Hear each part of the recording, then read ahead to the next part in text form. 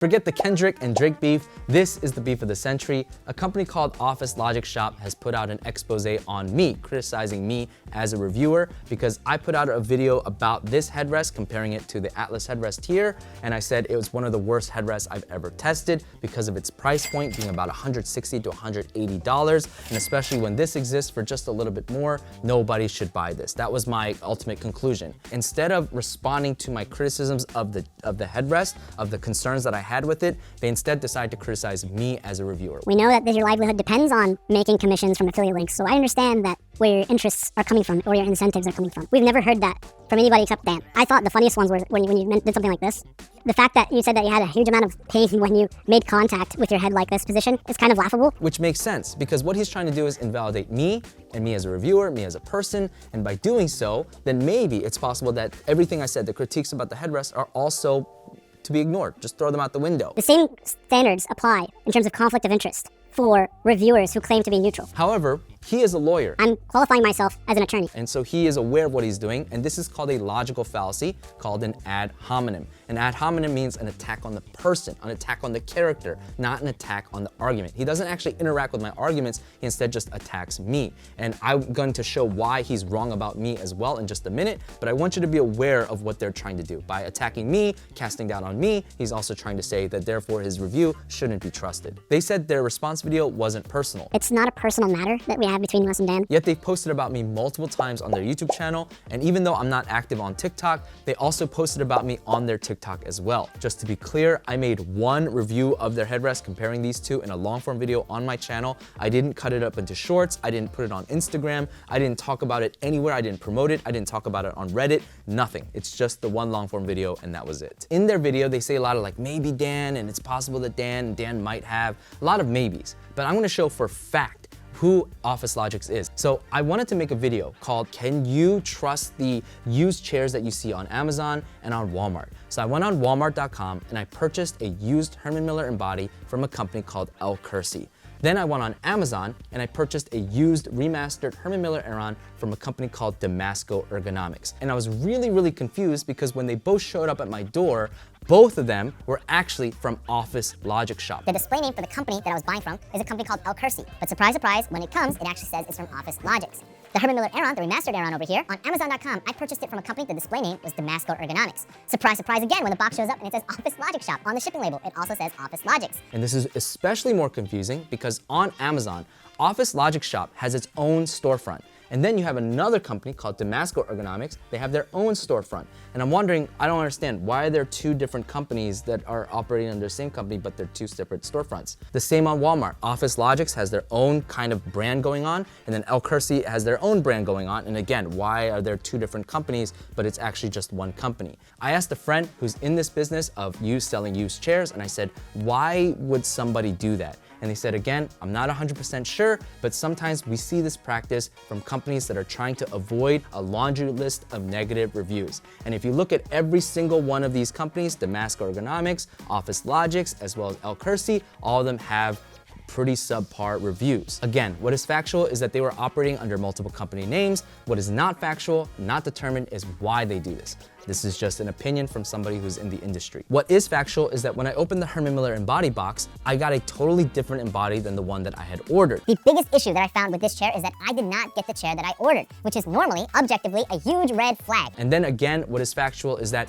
despite in every video of them saying feedback is welcome, feedback is welcome, feedback is welcome, when I gave some criticisms about this headrest, instead of taking those criticisms or addressing them, they instead decide to come after me as a reviewer, saying that you can't trust me. And so if you can't trust me, then all these criticisms must not be real, right? Like that's the easier option of the two. We know that your livelihood depends on making commissions from affiliate links, so I understand that where your interests are coming from or your incentives are coming from. So in their video, they start with these really bad faith analogies, like it's comically bad. He says, okay, imagine you're a patient and there's a doctor, and the doctor is supposed to prescribe you drugs, but you didn't know that the doctor was getting kickbacks from certain drug companies. So the doctor was only giving you drugs that he got a kickback from. That's not cool, right? And then he gives a second analogy where he says, imagine there's a judge and he's ruling over two businesses. One of them is yours. And then you find out later that the judge had stock in one of the companies. That wouldn't be fair, right? Like that's not cool. that's who Dan is. And I'm like, wait a minute, okay, hold on. This does not make any sense because in both instances, the judge and the doctor are hiding the fact that they're getting a kickback from these companies. I have never once hidden anything from anyone. If I don't verbally say links below, please use them. I earn a small commission if you use them, which keeps this channel going. If I don't say that in a video, and every single one of my videos, on the description and the pinned comment, there's a big right before the links. Other companies try to hide them at the end. I put them before all my links. It says, these are affiliate links. Using them costs you nothing, but I earn a small commission, which helps this channel a lot. I've never hidden that from anybody. He makes it sound like I'm borderline breaking the law by not. I've disclosed this at every single juncture. So I don't know where this accusation is coming from. The analogy is a really bad take, really bad faith analogy here. Now you might be wondering, okay, well, if you're an affiliate, you still earn commission per headrest sold when somebody uses your links and stuff. So because of that, we cannot trust you, Dan. And I understand this, but here's something to consider.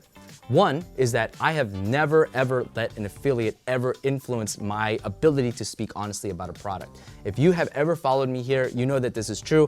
I'm probably one of the few channels with like 60,000 subs that's willing to buy $2,000 products and say, it's not worth it. Every time I sat back on it, I was like, ooh, this is nice. And after a few hours, I'd be like, oh, okay, I can't do this anymore. I did that recently with the Razer Fujin Pro. I think for the price tag, especially of $1,050, there are just really good alternatives out there for about the same price. I did that recently with the Razer Isker V2. I cannot in good conscience recommend this chair. Where I bought these products with my own money and I said, don't buy them. That is crazy sunk cost for a channel my size because off of ad revenue, off of the Fujin Pro, I've made like 33 bucks. So, and if you think that I've sold that chair off or returned it, give me a second, let me go get it real quick. You can see that the Razer Fujin Pro is right here. I didn't return it, so it's not like I'm reviewing products that I returned. I buy these are sunk costs. The editing, the time that goes into this, and again, I'm one of the few channels that's able to say, don't buy it. It's not worth it, and I've made, what, $33 from that video, for my time, for the chair that I bought, and all of that stuff. So I'm just trying to say, like, that's the way that I wanna run my business. But here's also something to consider. OfficeLogix sells their headrests on Amazon.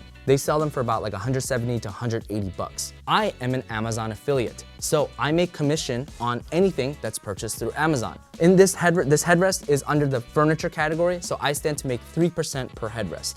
That is, I believe, $5.40. Now you might think like, oh, that's not that much. I actually make more money per headrest through Amazon affiliate than I do with Atlas headrest per headrest. So again, I could make more money with OfficeLogix here. And here's the thing, it's not just that, because the way Amazon affiliate works is that anything you purchase during that session, you could have Band-Aids in there, you could have whatever you want, right? I earn a commission on everything inside of your cart. So I stand to make a lot more money.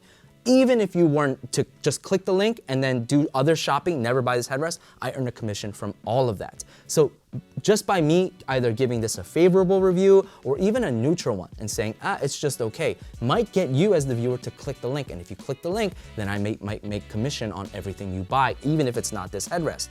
But instead I chose to say, this is not worth it and you shouldn't buy it. That was the stance that I had. Why would I do that if I was so invested in the money aspect of everything? Again, OfficeLogix brings up this accusation and they say, well, Dan, it's because you are best friends with the CEO of Atlas Headrest. Being a best friend of a company that opposes another company and then getting a commission kickback does fall 100% within the category of conflict of interest. Where is this coming from? This is like straight up just bad faith arguments here. Look, I met Andrew, the CEO of Atlas Headrest, in 2020, just like I met you all, through an email. By you all, I mean OfficeLogix shop. Through an email. I had no idea who the guy was. A bunch of people asked me, hey, can you check out the Atlas Headrest for the Herman Miller Aeron? And so I reached out and said, hey, my name's Dan, blah, blah, blah. I would love to check out a headrest. I had no idea who these guys were. Before that, I was not friends with them. That was not our relationship. Now, Andrew has always valued my objective opinion and feedback and criticisms of their headrest, and he's never saw it as personal. It was always professional, and that has been the basis of our relationship ever since. They have been good partners and a knowledgeable resource, but I have no stake or stock in Atlas Headrest. I have no ventures with Atlas Headrest or with Andrew, nothing like that. And here's the part that I really want to make clear, OfficeLogix. Just because I like their headrest doesn't mean that I can't like yours. I want to stand behind good products. This is why I do this. Just a quick story. A big company once approached me and asked me to go exclusive with them. They wanted me to make content exclusively for them. And I said no, because I didn't want to be pigeonholed to one company. Part of the reason I do this, the big reason why I do this, is because I love finding products that are great, that are good, and I love sharing them with the world. There's also the creativity aspect of it, but the big aspect is because I love finding good things and I love calling out the bad things. And I just couldn't stand behind your product, because when I look at all of your headrests, the Aeron, the Embody, the Mira, your upcoming Leap V2 headrest, they all mechanically function the same, and I think they're all flawed. They all have that same 2 knob system where the bottom one basically controls and has like an arc tilt, but then you have to fully tighten it because it's not an on-the-fly movement. All of your headrests are like that. And on the top one, it controls the swivel, and then you've got the same janky, crappy vertical movement up and down where it's just really kind of just sloppy like that. And I can't stand behind that. Not when you're charging like 160 bucks for this thing. I am not saying that OfficeLogix shop isn't passionate about what they do. I'm not saying that the people are there are bad people, anything like that. I was just talking about their product, and I said, hey, this product just is not up to snuff, especially when this product exists. So that was what I was saying. And instead of, hey, we want to talk and what are things we can improve, instead I get an expose doubting my character in all of this. If you still think I'm biased, don't listen to me. Listen to Crusty Old Jarhead, a Reddit user who 10 months ago had almost the exact same complaints about your headrest. So you downplayed in your response video about how I complained about this hook moving with the contact that it makes inside the chair. There's absolutely no situation the chair's headrest is going to naturally wobble from side to side. We've never heard that from anybody except Dan. But this person wrote that once they connected the headrest, it was all kinds of twisty. Now, again, in the video, you said that nobody's actually going to use their headrest like this is an unrealistic use case. The whole point of the Embody is so that the back twists and turns with you and you can move inside the chair. And what's gonna happen with the headrest as you move? It's going to turn like this, and what's happening inside, it's rubbing like crazy against there. And then you said that, hey, this is a high quality fabric, this is a high quality foam, don't worry. However, how do you know? You said in a response that you've only tested this for 6 months. You mocked my criticism that hard edges are exposed all over the headrest and that could jab into you. I thought the funniest ones were when you did something like this. The fact that you said that you had a huge amount of pain when you made contact with your head like this position is kind of laughable. I said that, hey, sometimes you might have your headrest like this, not because you're using it that way, but maybe when you're sitting up, because this thing is impossible to adjust on the X-axis because of how ridiculously hard this thing is to not only access, but then how you have to fully loosen it to get it to move because you can't move it on the fly. Well, if that's the case, then to move the headrest out of the way, the only thing you can realistically do is maybe turn it up like this so that this hard edge is kind of sitting in that nook so that no part of the headrest is making contact with the back of the head. And then if you forget about it and you lean back into the chair, well then your spine may end up bashing into this. But again, don't take my word for it. Crusty Old Jarhead ran into a different issue with the exposed edge. This person is 6'2", and they said that their head runs into the hard edge. Crusty Old Jarhead also gives other criticisms about this headrest that I also had that you happened to ignore in your response video. For example, the flatness of the headrest cushion. This person talks about how because of the design of the headrest cushion, they can really only put their head in one place, which is flat back. They can't turn it, they can't do anything like that, and it reminded them of the Hayworth Fern headrest, which I was adamant that I hated. I really did not like that headrest, and I say it all the time. If you like the design of the Hayworth Fern, I think you should go for it. I noted in my review that it's one of my favorite chairs. Whatever you do, don't get the headrest version. Trust me on this one. On top of that, the way the X-axis movement works, which I showed before, is so janky. It's so ridiculously hard to adjust because the knob is in such a difficult place to reach. And on top of that, how difficult the headrest is in general to adjust while sitting in the chair. You can't move it on the fly. Those were all dings. But then this person's ultimate summation of why they didn't like it was because they said that this headrest feels like they just took an existing headrest and just changed them out. It didn't seem like it was actually thoughtfully engineered or designed. You just took what existed and just found a way to put it onto the Embody. OfficeLogix then goes on to make one of the most unfounded claims in all of the video.